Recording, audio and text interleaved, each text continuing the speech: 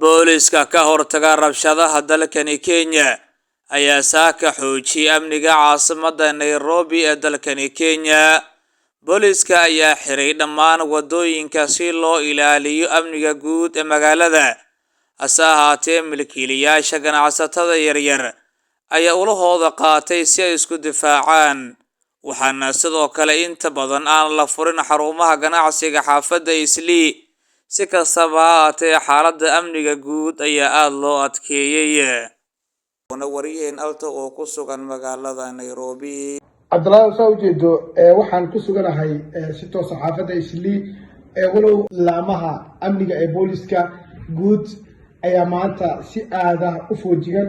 waxaad umareysaa in laamaha amniga mid kuwooda kala duwan dhammaan inay heegan ugu jiraan sidii ay u sugi lahaayeen caasimadda dalka Kenya securitygeeda ama ilaalada guud.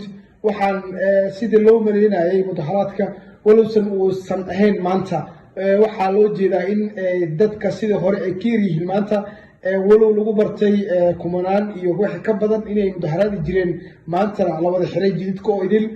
waxaan hadda caadi loo arkaa in tiriyar oo kooban oo kaliya ay mudaharaadayaan walow internetyada qaar xitaa aaladaha lagu baahiyo ay la ogoleen in ay si toos ah u soo baahiyaan, balse waxaan si qota hoose iskugu dadaynay in aan u gudagalno iyadoo mararka qaarna ay inoo suurtagelayso mararka qaarna ay inoo suurtagelaynin.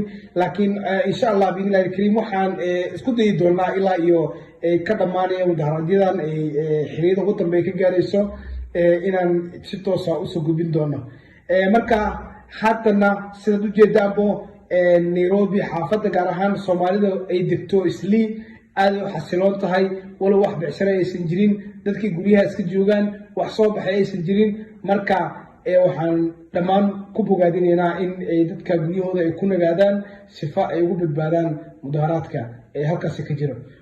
Nurdin Alta, warbaahinta Ola, Nairobi, Kenya.